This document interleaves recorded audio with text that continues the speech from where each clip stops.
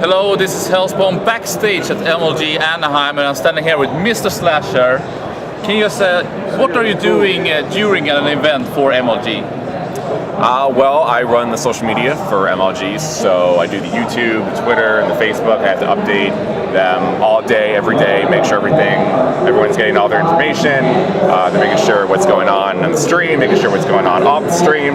I basically just got to keep everyone updated on pretty much everything that's going on in the tournament and surrounding aspects on the floor and the booths and the sponsors, and making sure we have all our sponsor messages going out, and basically all information possible. So not just those, but IRC, message boards. I deal with Team Liquid and Ghost of Gamers, deal with you guys. Yeah. You guys are my responsibility here at MLG. I gotta deal with Rakaka. I don't know how I deal with it myself. I'm very proud of myself, I must say. So, do you have a team, or are you doing everything on your own? I guess you have some who writes everything also, or? Yeah, no, we have a definitely editorial team. Kyle is the head of our editorial team. We have a new boss, Tom, and he's now in charge of content, and we all have an editor, Lish.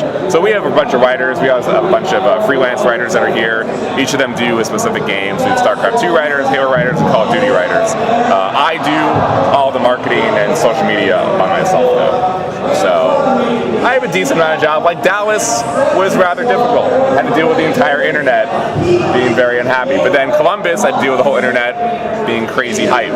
So you get the best of both worlds.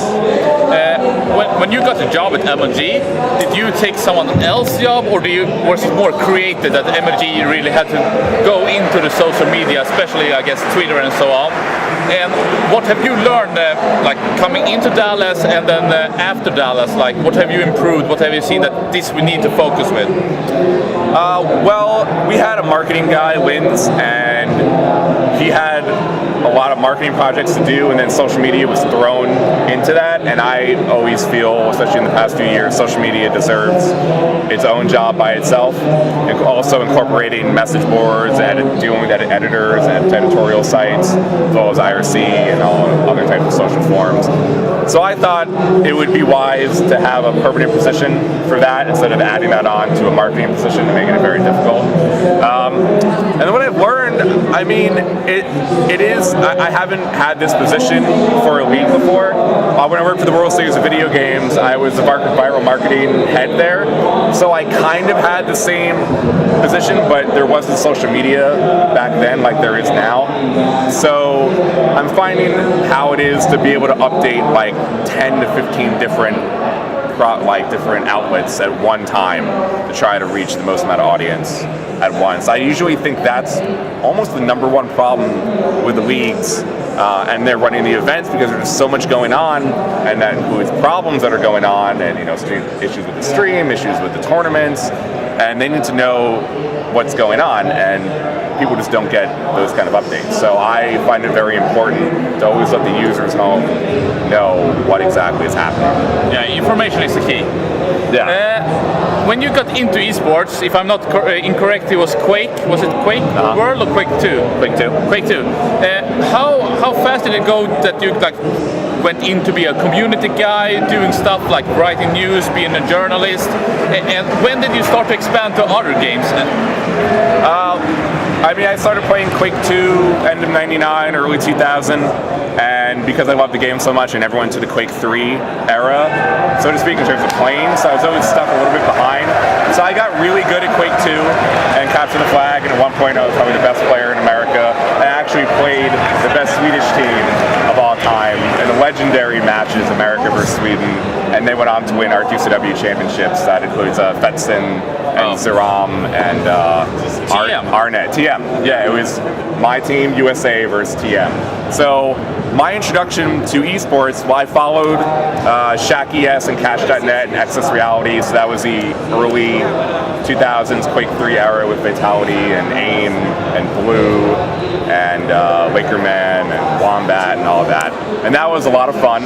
And then I wanted to contribute myself, so I started to write match reports on Clanbase as the first American writer ever on Clanbase back in like 2002 or so. And that was when Clanbase was the biggest. Yeah, huge. Clanbase was insane. Like, people think ESL is really big now, but it's not. Clanbase was by far the biggest website in Europe. It's a shame that GGL owns it now, but So then I also like to think I'm kind of proud of myself. I led because my scene died for Quake 2 Capture the Flag. We had no teams left, no ladder, no nothing to play on. I gathered the 15 best players in America. I formed and led Team USA, and I joined Clanbase as the first American team ever in Clanbase. And that was my first introduction to the Germans, the Swedes, the Brits, the Dutch, the Poles, the Russians. And so I had to deal with the leader of every team of every country, and also the heads of Clanbase who were like, no, you can't have team server, you have to play on all European servers. This is my introduction to the European scene, which is kind of why I probably have a little bit of bias 9 years later. So, I mean, my introduction was a US versus Europe atmosphere, which is kind of why I've always had that type of angle going forward even now. And when did you get into fighting games? Because you're very passionate about fighting games. So before I played Quake, I actually played StarCraft 1, when Battle.net first came out. Yeah. And I played StarCraft 1, and then I played Brood War, and then I switched over to Quake 2, and I played Quake from there on after. So I had the StarCraft and Quake background. I loved StarCraft since I was really young. Street Fighter, I played Street Fighter 2 when I was also young, Super Nintendo at my home, before I really got into PC gaming. But I was never into the arcade scene and the professional competitive scene that has existed even before the PC community really has. It was only in the past few years with Street Fighter 4 and the just gigantic leap that those guys have made into this community that I really became attached to them. And I feel bad because when I look back at it, like, we could have had the fighting game scene integrated with the PC scene so long ago if anyone really had paid attention to it from our side. They're really just so insulated that even that EVO 2004 moment between Justin and Daigo, I didn't see till like 2007 or 8. So yeah, I blame myself for that. So esports has been up and down. We have had like the financial crisis and so on in 2007. Where do you see esports at the moment? Have we like come back from that kind of bad years when more or less all organizations went down except like MLG and Inter-Extreme Masters and maybe DreamHack? Or are we like reaching a new peak at the moment? That question is going to be answered in part 2 with Slasher.